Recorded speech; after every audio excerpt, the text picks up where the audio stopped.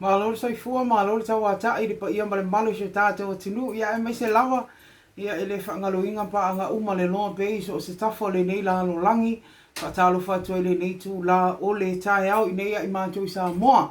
Ia e usi mai lola u whaafonga ia se whapuponga ne o tala mai Samoa e pei o le masani ai. Wa tui nātu nei sa tali te te ea le sa avea masui komisina o whai ngā pālota ia a fualo daro mapu. I luma le whaamsinonga maa ua lunga tu sai o morianga o whai ele i tua leo leo. E whaasanga ia te ia. Ma o lea tali te te enta wala tu lana loia. Ia tofi lau leo ne su o mailo. O morianga nei e pe ona whai laina i leo leo na afua mai ona o se o sfainga leo leo i le whale o afualo. I nuu i le masino te se mo le tausanga o mawai. E pe ona whunga ina i luma o lana fionga i tamaita i whaamsino ia ni a vāmata tua tanga lol tai o nafi. Wa whātu langa ai nei se ilo i longa le nei mata upu. Whaatasi ai male mata upu le tamaita i lea na mōlia whaatasi mai maafualo i a Marie Van Welly. E whafonga ina i le aso fitua junior tau sanga le nei. E tusai ale pepo mōlia le tua leo leolo o tā uai. O ila o nei alo mōlia whaatasi le umia ino al whala u whaasa ino le aisa le ana mawaini tanga pepa aisa ino na mamafa. E tasi tesi male ono ka lama i le nei o sfainga. Ato ai mani paipa se lua e whaonga ina e ula ile nei whala au whaasaina. Ato ai male umio ni au penga whaasoli tu la fono ni la au malosi ese e o atu ile lima. O nisi o mōlianga e au fia ile umia ina o ni whana ile i restalaina. Ato ai mani pulu whana ele i ai se pe mita e whaonga ina ai.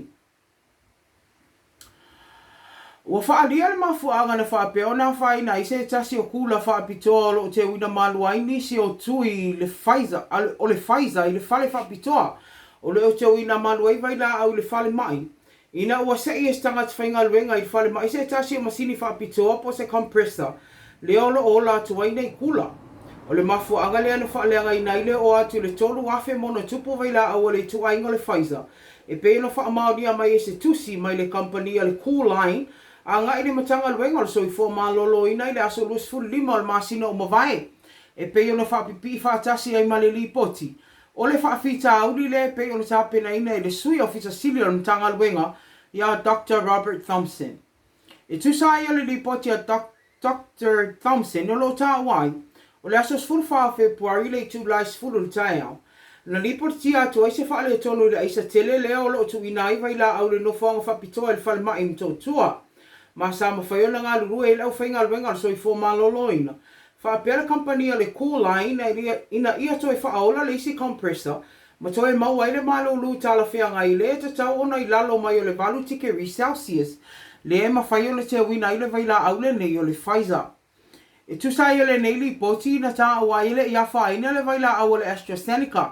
Pei tai nā whaina na a fia i le o atu le tolu afe lua se lau fase fulu i atu le Pfizer, o nei le i maua le malu lu fa atulanga ina mana o mia i nei vaila au. Inisi o Tala wa whaamauni a mai le toa ilo ilo nei ele malo sa mo o tu langa i ngaluenga whaavai taimi mo atu nu mamao. O na o nisi o mata upo e au fi ai i a tangata whai ngaluenga le malo le o whaamawai malato ngaluenga. Ai malanga mo ne ngaluenga whaavai taimi. Pei tai o le pokalami le nei na mafuono whaavaina. E mo i lantou e le ini ngā luenga pe o lo o tausi a inga. Ma o le whaafita auli le nei wa whailoa e le fionga le palemia. E le na o tangata whainga luenga le malo. Ai o pisi nisi tuma o ti foi. O le teimi nei wa pasi aloa ia i le kāpeneta ia malanga mo le masina atoa mati mo tangata e malanga inga luenga whaavaitaini. Pei tai a mai o na tau fiala ia lea. Ai toi ilo lea o tūlanga i mata opu nei e pei ona ia ingo kon karate. Le olo sa inia ma kampani o lo ngā lulu e o tātou tangata i whafo. O lo wa au mai e le whaamanatu a le palemia. O lo o iaisu i o sa moi ni usilam Australia. E pa whai ona o lātou tanga i whaafita uli nei pe atula i mai. E pei ona whaaleo ina mai e tangata sa moa ngā lulu e ngā luenga whaavaitaini. Ma o ni mata opu e matua i maa ale lava. O lo talo sanga ina i ele palemia i tangata sa moa lo o whaafai luenga ina i ngaluenga whaavaitaini. Ina i o lato muri ta ia pea whainga whaavai pe a whai e tula i maitu a inga whaafita auri whaape nei. Ma ia soala upulelelei, ma sui o Samoa o lo o whainga luenga i nei atu nuu. O nisi o atunga lunga leo le a ilo le whainga mā lolo o whaari ai. E le awhionga le pālemia. Wa avatu le tele o whaasea a nisi o pisi nisi mamtanga luenga le malo. Ona o nisi o ala tau tangata whainga luenga lea o malanga mo ngā luenga nei whaavaiteni. Ai wa whaina inga luenga pe ona ngā lulu e Samoa nei. Ai ore po kalamele nei. Na mafua ona whaavaina. I mō tangata ele o yaini ngā luenga. O lo o whaia le whaiva o le tausi a inga. O le tala muli muli i se tala la tamai ni matanga luenga o le soifo malolo ina o lo whaali a ele whaatuma wina pea. O ila tau o whaamaonia le awhia le COVID o le pāsese le ana malanga mai ni usila i le aso sane se mwai atu nei. I le toa valu. Ma o lo o watu uma ila tau nei no whanga whaapitoa. E mata i tu ina i le la tau soifo malolo ina. O ila tau nei mai le pāsese o atu le se lau fitus fulua le ana malanga mai.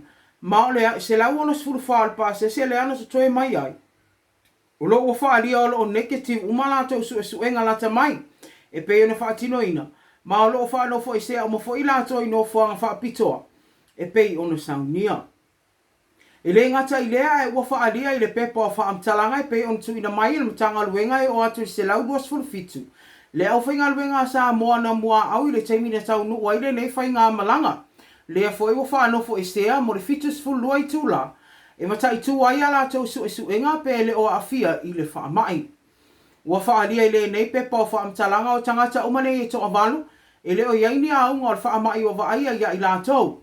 Ma lo tu mau peasa mo i le la sangatasi.